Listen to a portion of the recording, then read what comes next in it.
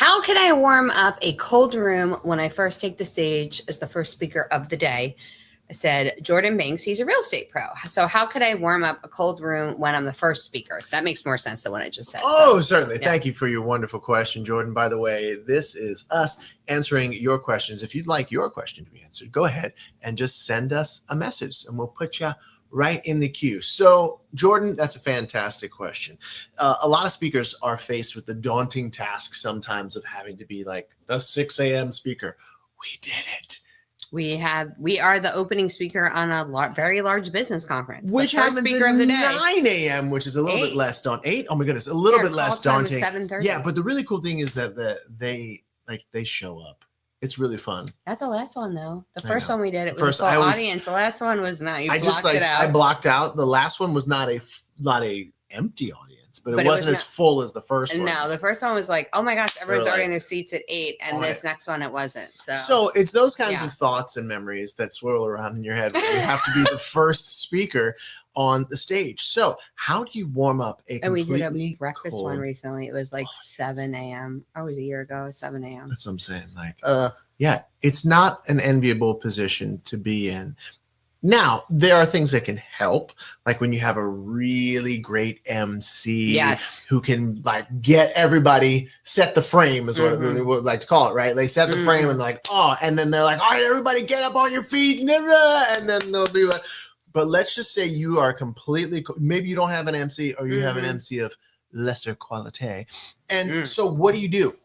Well, there just is cry in your sleep. Yes, that's an option.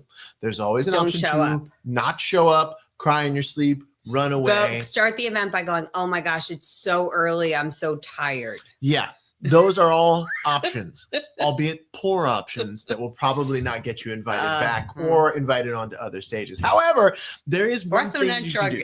Did you see that? The news anchor that showed up drunk recently? No. Yes, she got really? Fired. Yes. She should have been fired, but yeah, like what? Why? That's like a cry. That's a cry for help, though. That's like a significant. You're gonna show up to a news broadcast. Don't make your speaking gig a cry for help. These are all things. Just get the help.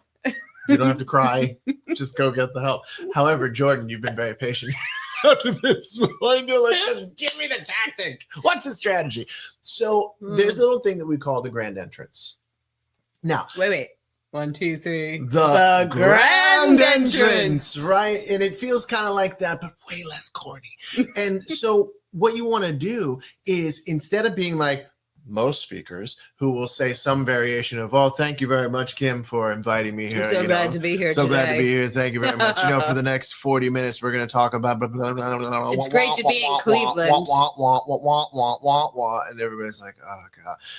You do something that is completely unique. Yes. Think about it like one of the really good, actually, all of them are good, Mission Impossible movie. Now, does a Mission Impossible movie open up with Tom Cruise kind of just sitting somewhere, looking off in the distance, thinking about all the missions he's been on, all the ladies he's loved, and all the people who've died by his hand? No.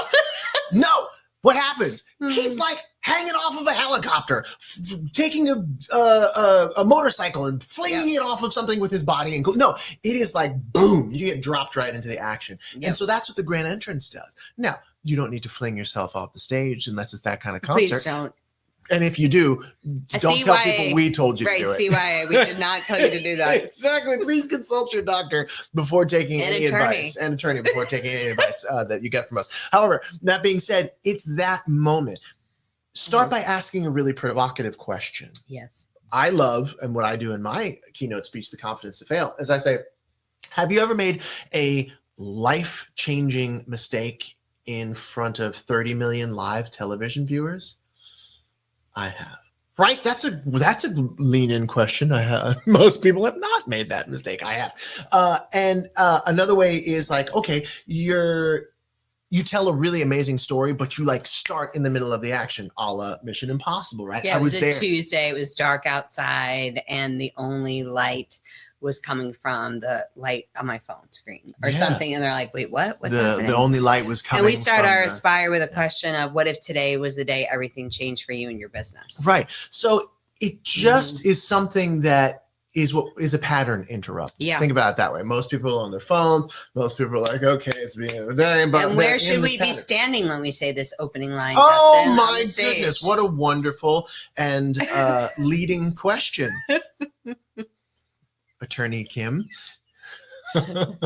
Objection, leading the expert. My hourly fee to you would be a lot higher. That was true. Goodness, Continue it on. was so much higher. So that being said, you want to stand center stage while you're doing this. Center stage is the power position on the stage. Now, this is also whether you're on a live stage where there are live people in front of you, or if you're in a podcast, or if you're on something like this, we're splitting center, right? But if it were just me, I would sit dead center inside of the frame, stand dead center downstage, meaning closest to the edge near the audience, and tell this story. Yeah. All of those are visual clues, subconscious clues that all say powerful, authoritative, listen to this person. So when you can combine having a grand entrance, 1, 2, 3, grand entrance, with being center stage, right?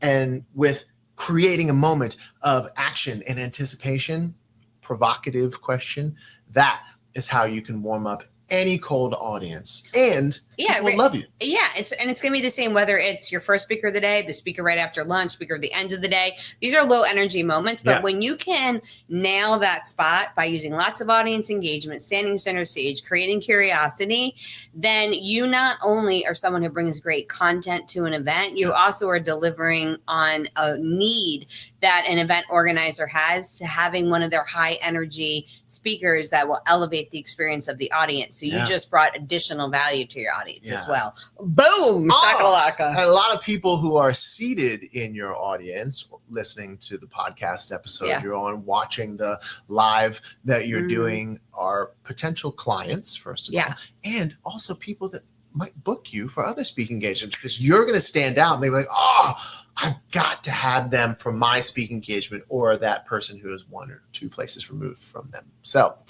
that's a great question, Jordan. Thank you so very much for that. If you have a question, you know what to do. All you have to do is send us a message and we'll put you in the queue. I'm obsessed with the queue. The queue. That's a thing. QUE. It's such a good word. It is. It's a fun word to say. I think it's an English queue. Is it English queue? We'll see you next time. There's a next time.